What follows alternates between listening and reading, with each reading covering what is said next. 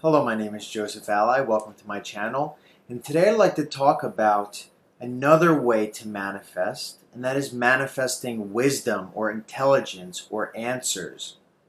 So, when people think of manifesting, generally the first thing that comes to mind is manifesting things. But manifesting is so much more to that, which is more proof that it's more than just a field that brings you something. It's more than just a magnetic field, right? Which it's commonly thought of.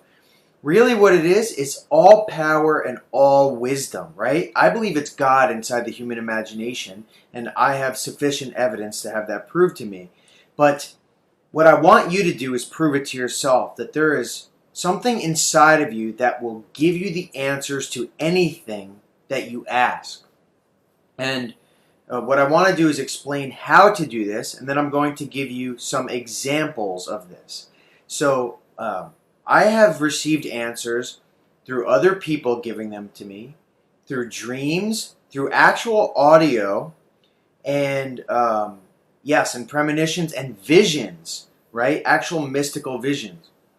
And there's nothing different about me than there is you. I started out the same exact way. I had been practicing the same way that you had been practicing this. To receive answers, especially in a mystical way, all we have to do is start to try to believe that it's possible. That's it. Because our beliefs and our assumptions are the things that dictate what we will experience in this world.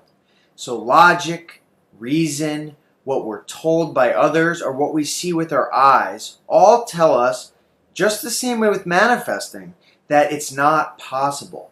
But when we begin to stretch our beliefs, when we begin to put them aside for a short period of time and practice this and test this, you will then prove that your imagination can give you more than just things or experiences, but wisdom and facts and knowledge and answers to questions that you have. So, one of the first times I had proven that I can receive wisdom or answers to questions was when I asked the question to myself. I said, well, not to myself, I wrote down subconscious, why was it so easy for me to know exactly what it is that is getting in between me and my manifestations? So the reason I asked that question was because at this time I was manifesting, but I wasn't seeming to get the big things. So I asked that question, and then not an hour later, I got a message on Facebook. Now this message from Facebook came from a friend whom I hadn't spoken to in over a year. And in his Facebook message to me was a voice clip. And I clicked play on it, and it said, Joey, Tommy said you are so judgmental. This was out of the blue, okay? Now, Tommy, I hadn't spoken to since I lived in Paterson, New Jersey, which was around 4 or 5 years before that. So I hadn't talked to this particular person, Matt, in at least a year. And then the person whom he was referencing had messaged him out of the blue and brought up a story and said that I was so judgmental. Now, this was amazing. I was shocked. I had asked the question, I had gotten the answer, and the answer was perfect, because judgment is the thing that when I assume something, when I believe something, when I judge something, that thing will come to pass. So my judgments and assumptions were getting in the way.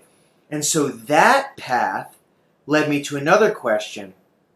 I said, subconscious, how is it so easy for me to stop being judgmental? And then I stumbled upon a Neville Goddard teaching, which was about suspending judgment. And then it went on, and I kept asking questions. Subconscious, why was it so easy for me to know how to suspend my judgment? And then it said, the Neville Goddard teaching came up, and it talked about the I am state. And on I went. And the I am state is when we suspend judgment completely, when we shut off all of our senses, and when we get into the state akin to sleep. That is when all judgment is suspended. And I got my answer. I got my answer not through searching. I didn't get my answer through looking and typing things in and how do I get what I want, right? Because other manifesting techniques had failed me. And I had been trying for years. And this was all in my process, by the way, to learning what I know now, which is all through wisdom and manifesting and testing this. So I had come to the conclusion, I knew exactly how to do it, and as soon as I learned it, that's when things took off, once I got those answers. So another way, which was amazing, another answer that I got to a question, is I asked, how does manifestation work? So I wrote it down like this, subconscious. Why was it so easy to know exactly how manifesting worked? And this is amazing. I laid down, I closed my eyes, and immediately, this part of my, like the crown started to tingle and burn, not in a painful way, but like activate. And I was given a vision. And this was my first vision. And it was so strange. I had no idea what I was seeing. It was particles and then like moons surrounding it. And then there was like a tunnel. And it wasn't my physical body there, but it was like a depiction on over my vision. And then it moved through an electric field tunnel. And then it came to another replication of that, which was like a planet, it looked like, and moons rotating around it quickly. And then one more time, the same thing happened. And after the vision faded, all right, I was still wide awake this entire time. After this vision faded, I quickly jotted this down and I messaged my friend on Facebook and I said, oh my God, this amazing vision happened. What happened? And she said, I have no idea. I don't even know what that was. So the interesting thing is that for the next month or so, I had no idea what I had seen. I just knew I had seen it. And it wasn't until I was reading Joe Dispenza and he mentioned a few things in quantum physics, and I ended up Googling these things, and it was an actual depiction. So what I had seen was a real thing. It was not fake or fantastic or art. It was something I was seeing that was real because I thought I was in outer space looking at moons, but really what it was a depiction of it was quantum entanglement is what I saw, which states that we're all entangled together, right? And what I saw online was an art depiction of what I had seen in real reality in my mind.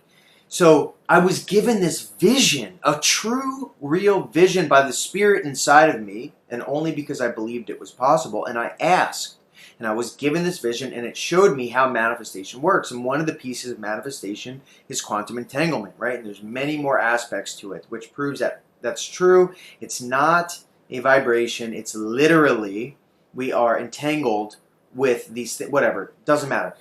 Look it up. So that's another way. And then another thing that I commonly use my manifesting wisdom is answers to problems, or when I lose something. So when I lose something, this happens all the time. It works every single time, no matter what. When I misplace something, I'll search and search, and then I'll be like, wait a second. I'll close my eyes, and I'll imagine that I have the thing in my hand, or I'll say to myself, I'm so glad that I have this, or I'm so glad I knew where it was, or I'll imagine that I'm telling someone I knew where it was. And no matter what, as soon as I stop, and I'm not searching for it after this point, right? Because I've imagined it and dropped it. That's key in all aspects of manifesting.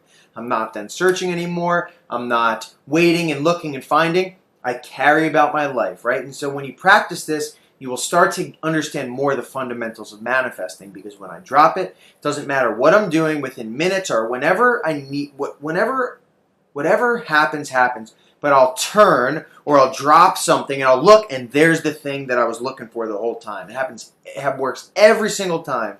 And then one more thing that I use this for is when I'm searching for a problem, when I'm trying to fix a problem, right? So I do programming, I do a lot of research, I read a lot all the time.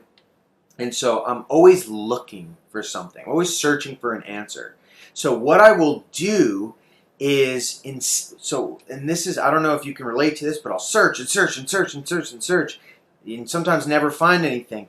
But what I do now is when I begin to search, if something doesn't pop up, I simply imagine that I already have the answer to it.